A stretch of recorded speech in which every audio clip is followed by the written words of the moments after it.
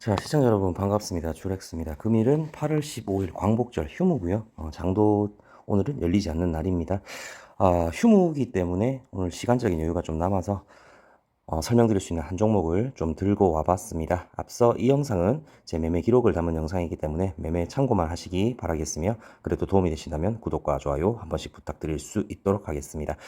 자, 어제 시장은 좀 어땠나요? 그 강보합으로 마감이 됐던 것 같습니다. 코스피와 코스닥이 예전부터 계속 말씀드렸던 지지선인 3200포인트, 코스피는 3200포인트, 코스닥은 800포인트를 여전히 좀 지지하고 있는 그런 흐름으로 나타나고 있고요. 하지만 상승이 나오는 종목들은 어느 한 섹터에 집중이 되고 있는 그런 현실이기 때문에 대부분의 종목들은 계속 눌리거나 아니면 비교적 상승도 하락도 없는 그런 재미없는 장이 좀 연속으로 되고 있고, 안 좋은 점은 지금 거래대금이 계속해서 좀 빠지고 있는 그런 흐름으로 가고 있는 것 같습니다. 이 국내 시장의 거래대금 자체가 미국 시장으로 다시 한번 좀 많이 흘러 들어가는 그런 흐름으로 나타나고 있는데, 그 이유는 뭐냐면 최근 들어서 뭐 나스닥이라든가 아니면 일본 증시들이 계속해서 그 최고치 갱신을 계속 하고 있는데, 우리나라 증시 같은 경우에는 3200포인트에서 3000포인트, 그 다음에 800포인트에서 760포인트를 계속 왔다 갔다 하면서 재미없는 장이 계속 연출이 되고 있기 때문에 그런 것 같습니다.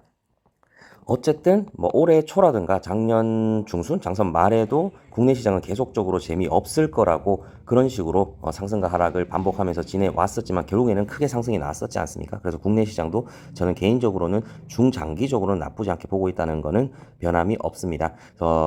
일단 뭐 세제 개편안과 뭐 노란봉투법 이런 부분에 대한 악재가 아직까지도 해소는 되지 않고 있는 상황인데, 그 부분이 조금씩 해소가 된다면 국내 시장도 좀 활력이 되지 않을까 그런 생각을 좀 해보고 있고, 저번 영상에서도 말씀드렸다시피 삼성전자가 반도체 필두로 해서 뭐 소부장 종목들이라든가 아니면 2차 전지, 그 다음에 바이오 정도의 섹터들이 이때까지는 멸시를 받고 있다가 그 상승이 나올 수 있는 여력이 충분히 가능하다라고 말씀을 드렸었고, 예전에 주목을 받고 있었던 방산조선, 그 다음에 지금 설명을 드리는 스테이블 코인 관련주 이런 종목들은 좀 눌릴 수 있다, 이런 식으로 말씀을 드렸었는데, 아이러니하게도 지금 현재 말씀드리고 있는 종목은 헥토 파이낸셜, 이 종목이 스테이블 코인 관련주라는 거, 이 부분은 반드시 참고를 하셔서 했으면 좋겠습니다. 저는 이 종목을 좀 단타로 접근을 했다가 단기 스윙으로 지금 체제 전환을 시켰는데요. 그 부분에 대해서는 설명이 좀 필요할 것 같습니다.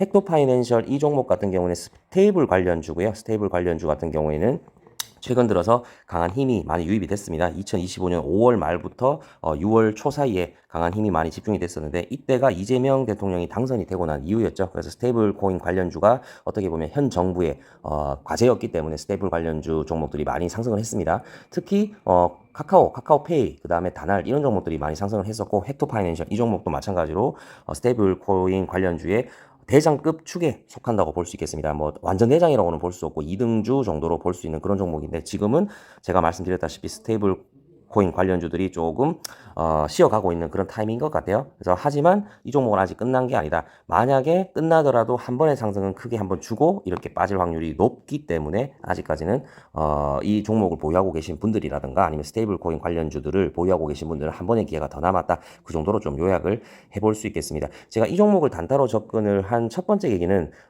블리스인가요? 스테이블 코인에 관련된 코인 관련주가 미국에서 상장을 했는데, 그게 200% 정도 급등을 했어요. 종가 부분은 한 80% 정도에 마감을 했는데, 그 종목이 상승을 했기 때문에 국내 시장의 스테이블 코인 관련주들이 좀 상승을 할 것 같다, 이런 기대감 때문에 제가 오전에 매수를 했었는데요. 결국에는 뭐 상승이 안 나오고 좀 밀리는 그런 부분으로 마감을 했기 때문에 단타에서 단기 스윙으로 좀 전환을 한 그런 케이스라고 보시면 될 것 같습니다. 뭐 단타로 접근을 했긴 하지만 저는 무작정 뛰어드는 게 아니고 항상 차트를 보고 그 종목에 대한 부분 조금의 재무 상황이라든가 어떤 테마로 엮여져 있는지를 좀 확인한 다음에 들어가는 편인데, 왜냐하면 단타로 접근을 했다가 손절을 할 수도 있지만, 손절이 안 되면 단기 스윙으로 전환을 해야 되지 않습니까? 근데 무작정 종목을 파악하지도 않고 단기로 접근하는 거는 제 성격상 맞지가 않아서, 단기로 접근을 하더라도 어느 정도의 좀 이 종목에 대한 분석이 좀 들어간 상태에서 단기로 접근을 하는 편이다. 그 정도로 전개 과정을 좀 알고 가셨으면 좋겠습니다. 기술적 분석인 차트 설명, 이런 차트 설명을 드리기 전에 일단은 이 종목에 대한 내용부터 한번 파악을 해볼 수 있도록 하겠습니다. 테마는 말씀드렸다시피 스테이블 코인 관련주, 그 다음에 NFT 관련주 동시에 가능한 종목이라고 보시면 되겠고요. 현재의 투자자 동향을 한번 보신다면 최근 들어서는 외국인 투자자들이 많이 팔고 있어요. 많이 팔고 있고 어제는 기관 투자자들이 좀 일부는 팔기는 했지만 4거래일 연속으로 기관 투자자들이 매수를 하고 있다. 그 정도로 봐주시면 되겠고, 특히 따라가 보신다면 투신 물량들이 많이 들어오고 있어요. 투신 물량들은 보통 단기 단타나 혹은 단기 스윙으로 접근하는 세력들이 좀 많이 집중이 돼 있는 거거든요. 그렇기 때문에 저는 이 종목이 눌림을 주다가도 한 번은 윗꼬리를 달더라도 상승이 나오지 않을까 하는 기대감으로 단타를 진행을 했었고, 또 단기 스윙으로 전환을 해도 아직까지는 문제없다, 이렇게 판단을 했습니다. 또 재무 쪽으로 한번 살펴보신다면 25년 추정치, 24년도, 23년도 이렇게 살펴보신다면 24년도 대비해서 25년도 추정치도 매출이 좀 나쁘지 않은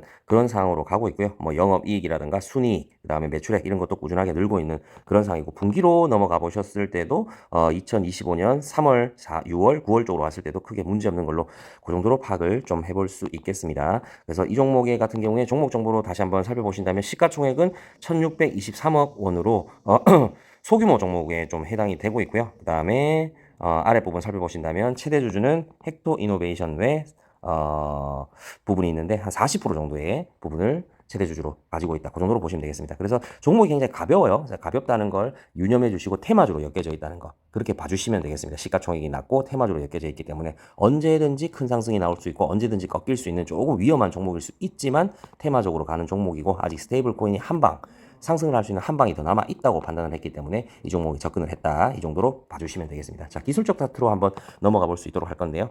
지금 이 파란색 선 보이실 건데 변곡점이라고 하는 선입니다. 사람들이 가장 사고팔고를 많이 한 선이다. 특히 지지와 저항의 구간이다. 그 정도로 보시면 되겠습니다. 그래서 이 파란색 선 같은 경우에 부딪히게 됐을 때 사람들이 매수세가 붙어서 사람들이 많이 사기 시작하면 이 변곡점에서 저항이라는 걸 깨고 추가적으로 상승하는 할 수 있는 확률이 높고, 만약에 이 파란색 선에서 사람들이 사고팔고를 많이 반복하는데 저항선을 뚫지 못하고 가게 된다면 이 부분이 다시 한번 이런 부분으로 이 파란색 선까지 내려올 수 있다. 이 정도의 지지와 저항의 변곡점 정도라고 파악을 하시면 되겠습니다. 그래서 저는 1차적으로 이런 변곡점 부분을 주의 깊게 보고요. 그 다음에 매물대를 살핍니다. 매물대를 보신다면, 자, 앞전에 있었던 이런 매물대가 힘이 들어오면서 이런 매물대를 한번 봐주십시오. 자, 이런 매물대를 보신다면 시간이 지나면 지날수록 손바뀜이 일어났다는 걸 보실 수 있습니다. 이쪽에 있었던 물량들은 상승이 나오면서 좀 정리를 했고, 이쪽에 매물대가 차가는 모습, 손바뀜이 일어났다, 그 정도로 봐주시면 되는데, 이쪽의 물량들은 아무래도 기관 투자자들이라든가 개인 투자자들이 많이 있을 걸로 예상이 되고요. 이쪽에 있었던 물량들은 외국인 투자자들이 좀 매도를 한 걸로 그렇게 지금 파악을 하고 있습니다. 그래서 매물대와 변곡점에 대한 설명을 드렸고, 자, 원래는 중기적인 추세대를 봐야 되는데요. 지금 제가 단기로 접근을 했다고 말씀을 드렸기 때문에 추세선은 단기로 좀 접근을 좀 해볼 수 있도록 하겠습니다. 자, 현재의 추세대는 이런 추세대였어요. 그래서 이런 추세대였고, 자, 이 정도로, 이건 오버슈팅이 자리니까요. 이 정도로 보시면 될 것 같습니다. 그래서 이 추세대 안에서 기울기가 굉장히 가파르게 올라갔었고, 이런 부분은 좀 무시를 하시면 됩니다. 이제 오버슈팅이 나왔던 부분이니까 이런 부분에서 상승 곡선을 그리고 있었다. 테마가 엮이면서 상승과 하락을 반복하면서 이 추세대 안으로 들어오게 됐는데, 어떻게 됐습니까? 그 다음부터는 조금 열기가 식었죠. 스테이블 코인 관련주들이 열기가 좀 식으면서 기울기가 좀 완만하게 변했습니다. 이게 보이셔야 됩니다. 그래서 앞에 기울기 자체가 이렇게 지금 변화하고 있는 시점이다 정도로 봐주시면 되겠습니다. 그래서 앞에 매물대는 조금 지워볼 수 있도록 하고요. 그러면 좀 더 정확하게 보이실 거예요.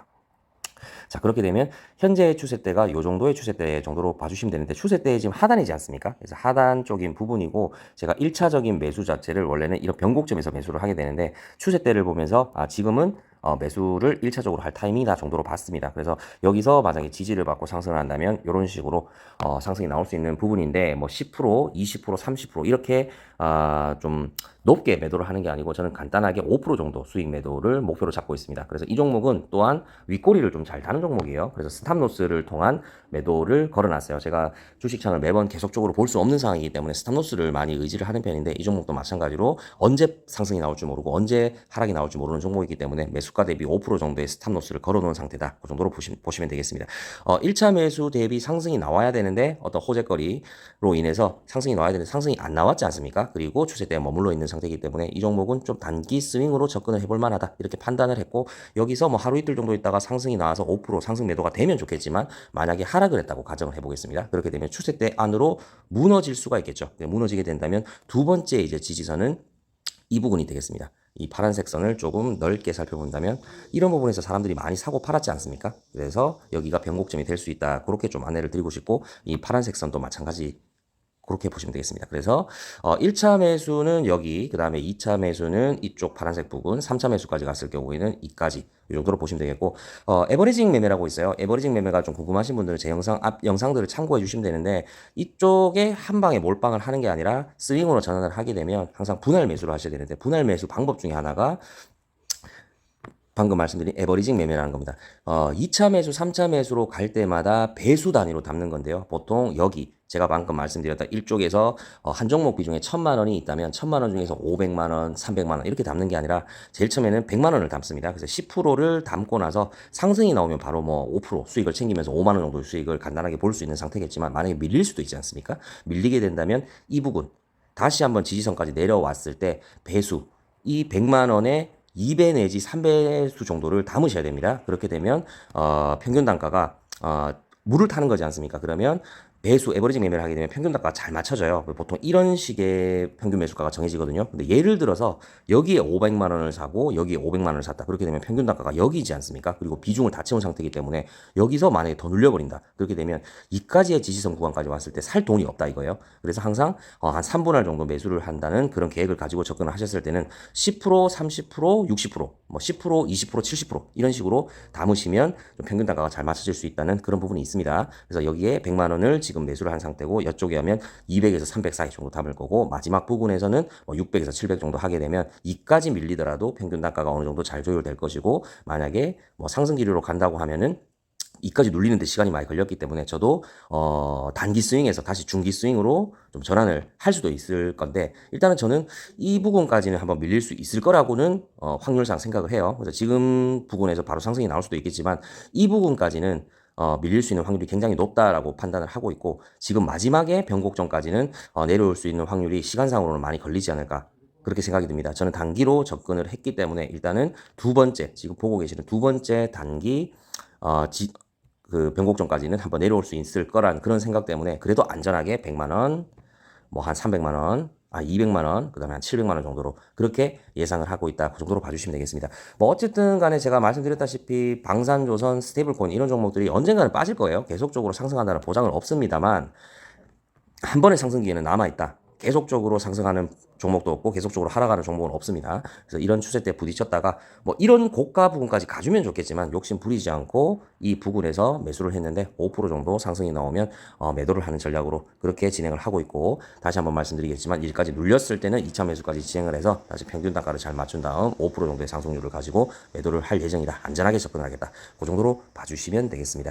자, 오늘은 제가 그 종목을 들고 와본 것 중에 헥토 파이낸셜, 스테이블 코인 관련주, NFT 관련주 둘 다 그 테마로 엮일 수 있는 종목을 들고 와봤는데요. 이 종목이 지금 추세대 안에서도 매매가 괜찮고, 앞전에 뭐 거래량 터졌는 것도 그렇고, 스테이블 코인 관련주들이 아직까지 상승이 한 번은 남아있을 거란 그런 기대감, 그다음에 뭐 재무도 나쁘지 않고 기술적 분석도 괜찮을 것 같습니다. 제가 올린 영상을 보고 보유하고 계신 분들이나 관심을 가지고 있는 분들은 반드시 제가 그 말씀을 드리는 게 종목을 항상 에버리징 매매로 접근을 하시는 게 가장 중요하다는 부분을 좀 말씀드리면서 오늘 영상은 마무리할 수 있도록 하겠습니다. 오늘 공휴일입니다. 공휴일이고 금요일이지 않습니까? 금, 토, 일 3일간의 좋은 연휴가 주어지는데요. 가족들과 좋은 시간 보내시고 오늘도 시청해 주셔서 감사드립니다. 다음 주 월요일 찾아뵐 수 있도록 하겠습니다.